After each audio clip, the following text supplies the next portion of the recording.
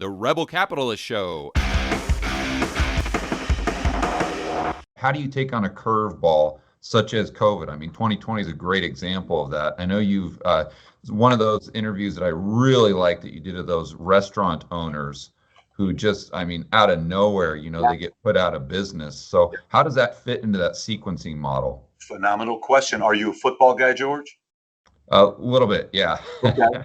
So what sport do you like? What sport do you follow? A Formula One. Oh, you're Formula One. So you're like, okay, so you're on a complete different side of things that you like. By the way, I named my daughter Senna. I don't know if you know this or not. Ayrton Senna, that's Yeah, right. my daughter's name is Senna, same spelled the same exact way. Rose but David. I'm a big Senna guy myself, and I'm not even a Formula One guy. But okay, let's go back to the question and think about this. So you put your plans together.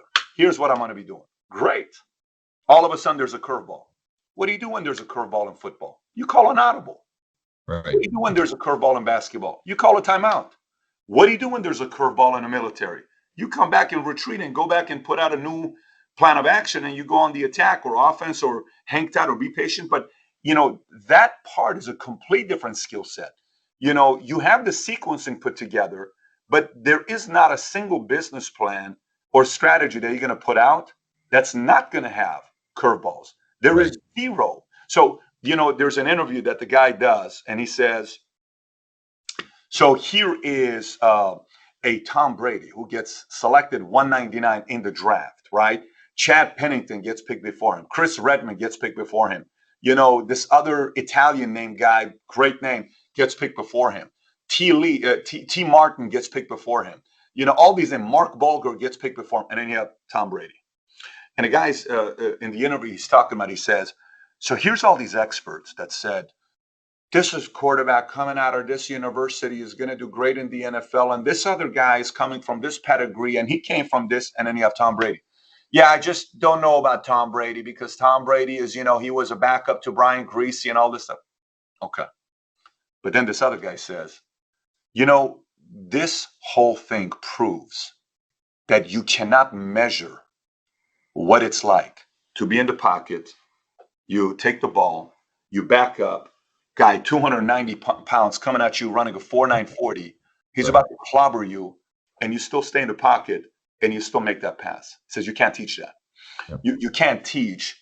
It's fourth quarter, 2 minutes left. You're down a touchdown, and how do you stay calm? You can't measure that, and you can't teach that. It's different in high school. It's different in college. Then you're playing for money. Then it's business. Then you could get traded. Then you can get cuts. A lot of different pressure. So you can come out with your sequencing. But the tryout of whether you have what it takes to compete at the highest level is all those additional pivots that you need to make. And those pivots and pressures and COVID and election and protesting and war and oil and this, all of that stuff is who makes the best pivots and audibles ends up winning that can handle the pressure. So yes, that kind of tests the character and the fabric of the individual. And that part, there's no teaching there. There is no teaching in that area. It's just the test to find out if you got the goodies or not. Yeah, that was my next question is how much of being financially successful do you think is a matter of just natural born talent and how much of it can be taught?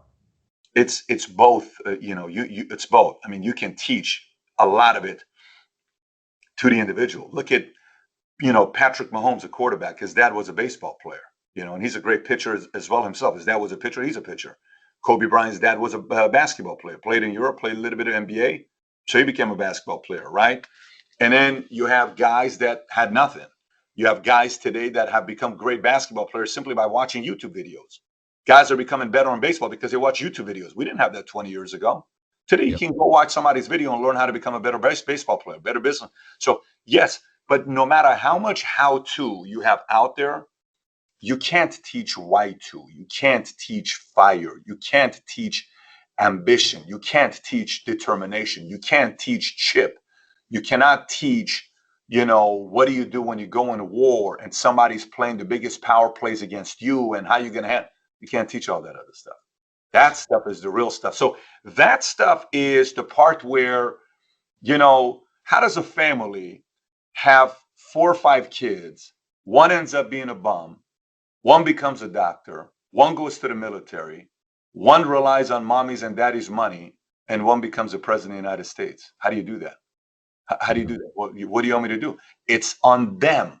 That part is on them. There, you can teach every single thing about business to the most talented person, but if they don't have it in them, you kiss it goodbye.